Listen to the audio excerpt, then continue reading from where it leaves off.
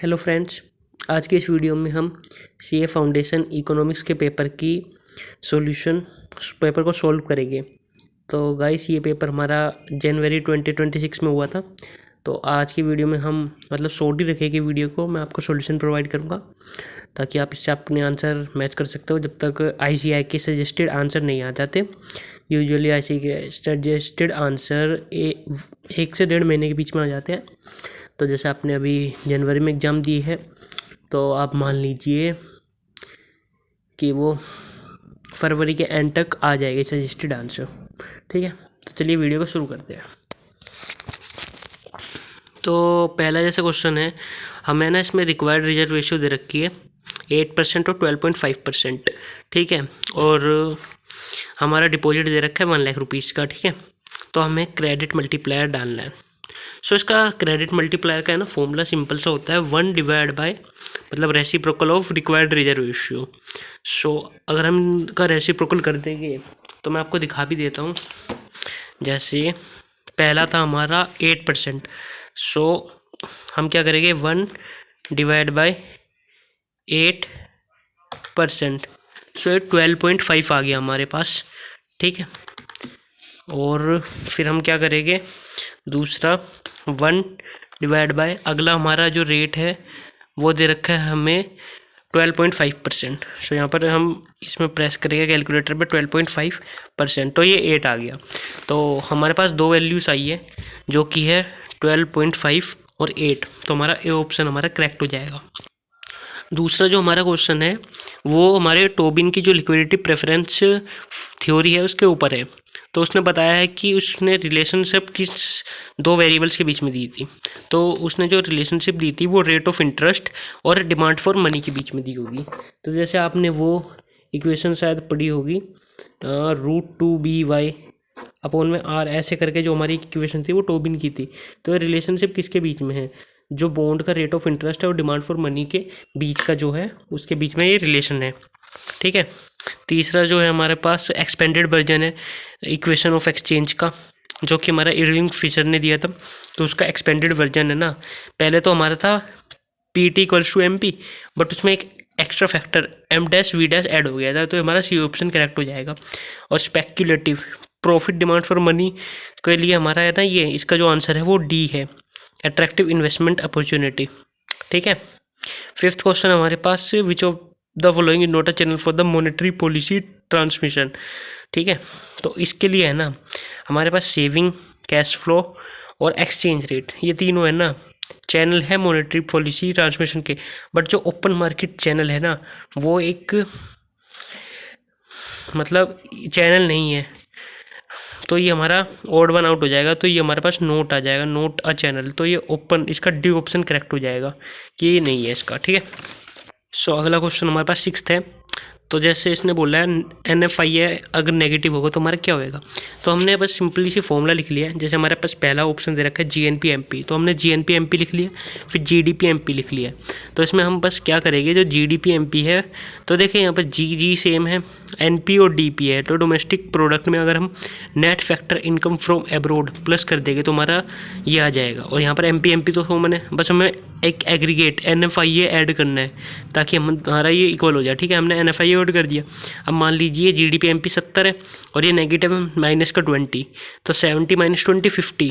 तो आप देख सकते हो GNP-MP जो कि 50 है वो है ना स्मॉलर देन है GDP-MP के। तो इसमें यही है GNP-MP would be smaller than GDP-MP। तो 50 स्मॉलर देन 70। तो यस, ए ऑप्शन हमारा करेक्ट है, GNP-MP would be smaller than GDP-MP।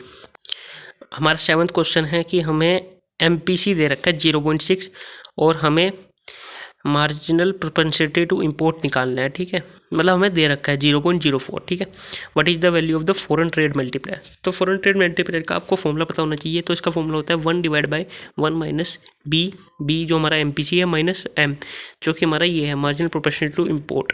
तो अगर हम इसमें वैल्यू डालेंगे तो 0.6 में से हमें पहले ये माइनस करना पड़ेगा 0.04, तो हम इसे माइनस कर लेंगे। सो 0.6 में से अगर हम माइनस कर लेंगे 0.04 तो ये हमारा पास आ गया 0.56।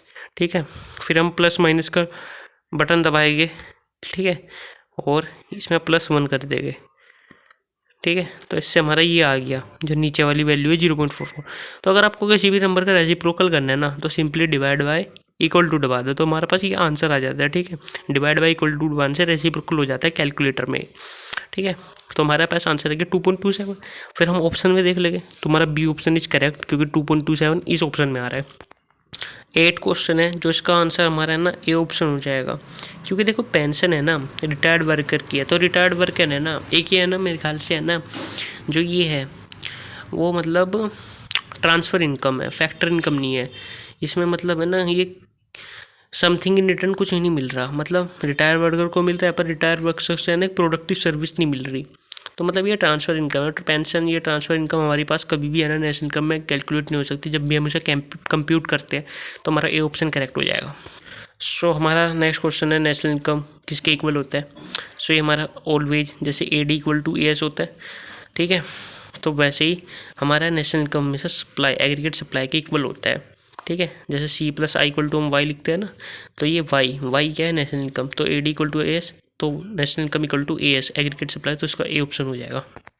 सो नेक्स्ट क्वेश्चन हमारे पास थोड़ा सा इंटरेस्टिंग है। ठीक है, मतलब ये था तो ईजी, बट बहुत सारे बच्चों ने अगर ध्यान नहीं दिया होगा तो ये, मतलब बहुत बच्चों ने गलत कर दिया होगा। तो इसमें हमें सेविंग फंक्शन दे रखा है, तो सेविंग फंक्शन से है ना सबसे पहले हमें ना कंजप्शन फंक्शन बना लेते हैं। ठीक है, मैं इसका रीजन बता दूंगा, बट पहले हम कंजप्शन फंक्शन बता देते हैं। ठीक है, तो ये -20 होता है ना, जो जहाँ पर सेविंग नेगेटिव होती है तो यहाँ पर पॉजिटिव हो जाता है। ठीक है, और ये हमें MPC अगर 0.5 दे रखा है, तो आपको पता होगा MPC प्लस MPS दोनों की वैल्यू इक्वल टू 1 होती है। तो यहाँ पे अगर ये हमारा दे रखा है MPS, तो हमारा MPC हो जाएगा 0.55। ठीक है, दोनों की वैल्यू 1 होती है, तो ये हाफ, ये हाफ। ठीक है, इंटू Y। ठीक है, फिर हमारे पास हमें क्या निकालना है, हमें निकालना कंजप्शन, तो हमें कंजप्शन निकाला, इसलिए मैंने कंजप्शन फंक्शन बना लिया। ठीक है, अब हमें पता है कि AD क्या होता है C+I, A से होता है Y, तो C+I इक्वल टू Y, ये हमारा एक इक्वेशन होती है। ठीक है, जब इक्विलिब्रियम पे होती है इकोनॉमी। ठीक है, तो C की वैल्यू दे रखी है हमें 20 प्लस 0.5Y, और प्लस में इन्वेस्टमेंट हमें दे रखा है 100, प्लस में 100 इक्वल टू Y। ठीक है, तो इससे हमने अगर देखो ये 0.5Y है, वो 1Y है, तो 1 में से हाफ गया, 0.5Y आ गया, और ये 100 प्लस 100 प्लस 20 120, तो हमारा Y आ गया 240 करोड़। तो बहुत बच्चों ने अगर क्वेश्चन पढ़ा नहीं होगा तो सबको आदत रहती है कि बस नेशनल इनकम निकाल दिया, ऑप्शन है ना, अगर हमने बस 240 टिक करिया है। ठीक है, बट ये रॉन्ग आंसर आएगा। ठीक है, इसका सही आंसर मैं आपको बताता हूँ कि क्या है। हम इसने बोला कंजप्शन निकालना, तो हमारा बताओ हमारे पास Y आ चुका है, तो ये Y की वैल्यू अगर हम कंजप्शन फंक्शन में डाल दें, तो मैंने यहाँ से ये करा हुआ है 20 प्लस 0.5, और Y की वैल्यू रखा है 240।